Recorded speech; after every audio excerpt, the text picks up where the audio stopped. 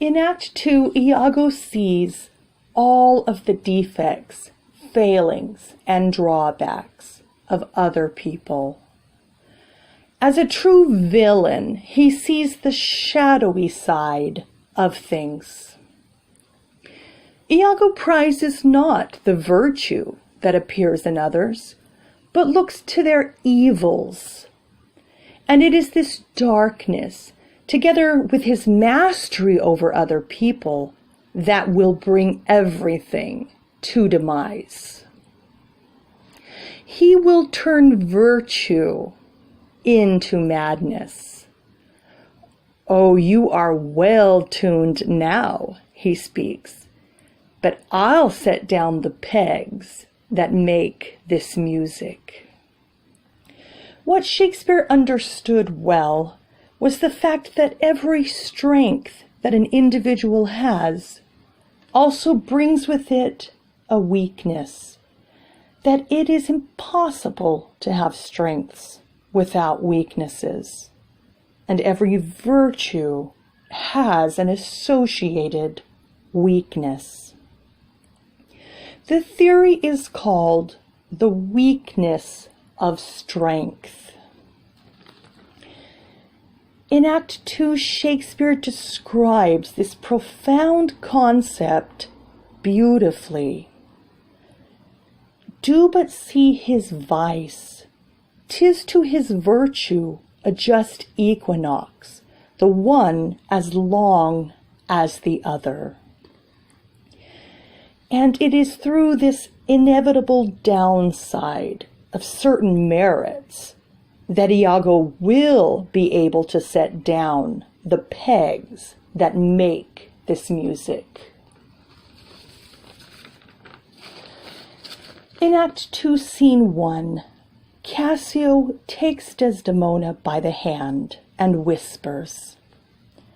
Iago sees the dark side of Cassio's courtesy, lechery. He sees Cassio's virtue having a loveliness in favor, as something lewd, as for the better compassing of his loose affection or passion. And Iago masterminds all of this weakness in strength. He speaks, "With as little web as this will I ensnare as great a fly as Cassio." And Iago is the same with Desdemona in Scene 3. Iago speaks of her. "What an eye she has! Methinks it sounds a parley to provocation." Cassio responds, "An inviting eye, and yet methinks right modest." And as with Cassio, Iago speaks of Desdemona, "So will I turn her virtue into pitch, and out of her own goodness make the net that shall enmesh them all."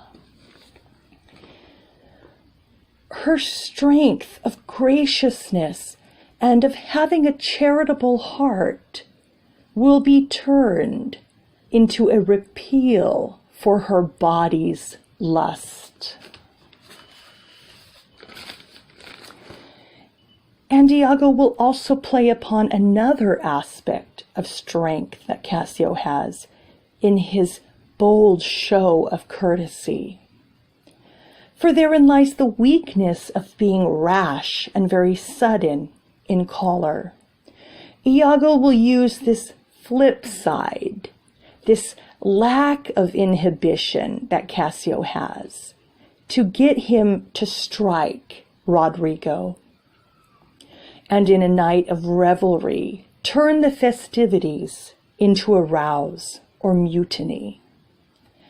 And Iago knows that alcohol can push him over the edge.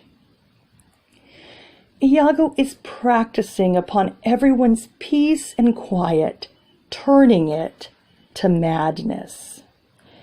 And he does all of this by practicing upon the shadowy side of things, that are genuinely good. Lastly, I will leave you with one brilliant and hilarious example of Shakespeare's acumen when it comes to the weakness of strength. It is in scene 3 when Cassio speaks of wine.